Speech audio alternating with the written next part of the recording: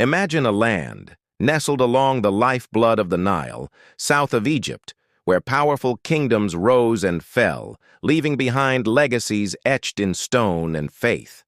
This isn't the story of pharaohs you think you know. This is the story of medieval Sudan, the heartland of three extraordinary Christian kingdoms, Nobatia, Makuria, and Alodia. For nearly 1,000 years, from the 6th to the 15th century, this region was a beacon of Christian civilization in Africa. Long after the Roman Empire crumbled, and while Europe was navigating its own dark ages, these Nubian realms were building magnificent cathedrals, creating breathtaking art, and developing a rich literary tradition that blended influences from the great Byzantine Empire and Coptic Egypt. But how did this vibrant Christian culture emerge and thrive for so long, surrounded by powerful neighbors and shifting sands of faith? Let's journey back to the twilight of the ancient kingdom of Kush. As the Meroitic Empire faded around the 4th century AD, a power vacuum emerged. Into this void stepped three new political entities, each destined to forge a new identity. The first to embrace the cross was Nobatia, the northernmost kingdom, around the year 543 AD. Missionaries, dispatched from the Byzantine Empire by Empress Theodora, traveled up the Nile, bringing with them the monophysite Christian doctrine, which held that Christ had a single divine nature.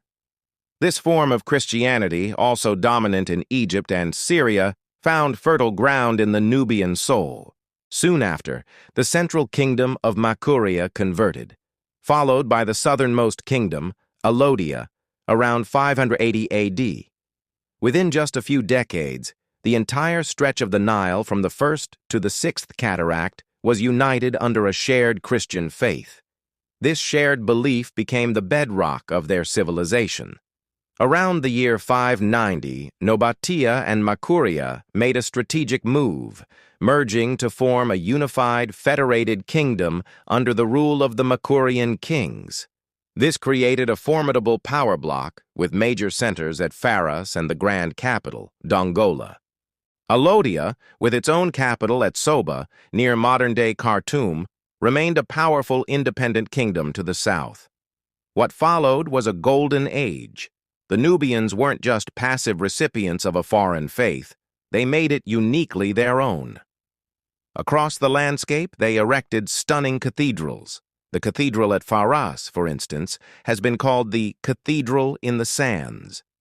When excavated, archaeologists were stunned to find its walls covered in over 169 vibrant, beautifully preserved frescoes. These paintings depicted saints, bishops, and biblical scenes, but with a distinctly African character. The figures had dark skin and Nubian features, a powerful assertion of their own identity within the broader Christian world. They were, in essence, painting themselves into the sacred story. This artistic explosion wasn't just on church walls. They produced exquisite pottery, intricate metalwork, and developed their own written language, Old Nubian. Using an alphabet derived from the Greek Coptic script, they translated the Bible, wrote legal documents, and composed literary works, creating a unique Christian heritage that was distinctly African. The ruins of Old Dongola, once a sprawling city of churches and monasteries, still whisper of this incredible cultural fusion, a place where Byzantine architectural styles met local African building traditions. But this flourishing civilization did not exist in a vacuum. Just as the Nubian kingdoms were solidifying their power, a new force was rising from the Arabian Peninsula, Islam. In the 7th century, Muslim armies expanded rapidly, conquering Egypt in 641 AD. Suddenly, the Christian kingdoms of Nubia found themselves on the front line, sharing a border with the burgeoning Islamic Caliphate. The initial encounters were military. The Arab armies launched two major invasions of Nubia in 642 and again in 652. But something remarkable happened. The Nubians, renowned for their skill as archers, so much so that the Arabs called them the pupil smiters, fiercely and successfully defended their homeland. The Muslim forces, unable to achieve a decisive victory, were forced to the negotiating table. What resulted was one of the most remarkable and long-lasting treaties of the medieval world, the Baqt. Signed in 652 AD, the Baqt wasn't a treaty of subjugation, but an agreement between two sovereign powers. It was a non-aggression pact and a trade agreement. The Nubians agreed to provide a certain number of high-quality slaves annually, while the Egyptians agreed to supply the Nubians with goods like wheat, wine, and textiles.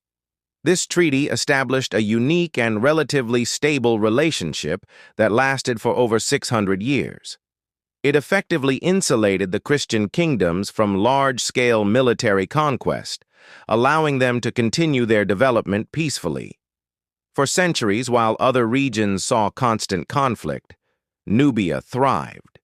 Its economy was robust, based on fertile agricultural lands along the Nile and control over lucrative trade routes that moved gold, ivory, and other African goods north into Egypt and beyond. Their cities were centers of learning and commerce, connecting the Mediterranean world with the heart of Africa.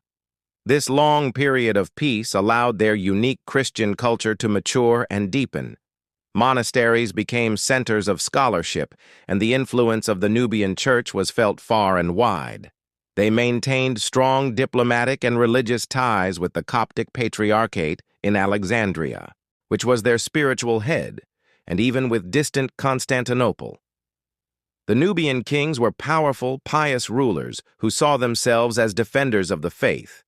But no golden age lasts forever. By the 13th and 14th centuries, the foundations of the Nubian kingdoms began to crack. Internal political strife weakened the Makurian monarchy. Dynastic disputes made them vulnerable to outside interference.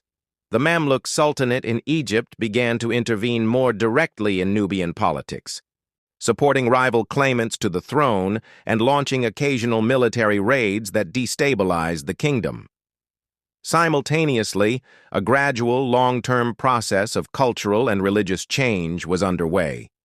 The migration of nomadic Arab tribes into the region, combined with the steady influence of Islamic trade and culture, began to slowly erode the Christian fabric of society.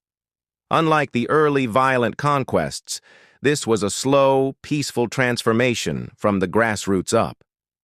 The final fall was not a single dramatic event, but a slow decline. The northern kingdom of Makuria gradually disintegrated, with its capital, Dongola, being sacked in the 14th century.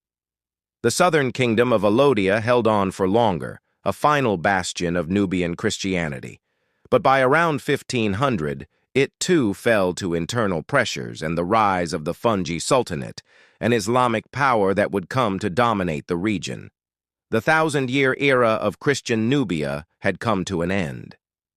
So what mysteries remain buried in the sands? The story of Nubia challenges our very perception of history. It shows us a powerful, sophisticated African Christian civilization that was a major player on the world stage for centuries. It wasn't a remote outpost, but a vital link between Africa, the Middle East, and Europe. Scholars today are still piecing together the full story from archaeological finds and a few surviving texts. Did the Baqt Treaty, which ensured peace for so long, also inadvertently sow the seeds of their decline? Did their reliance on trade with Egypt ultimately make them too dependent?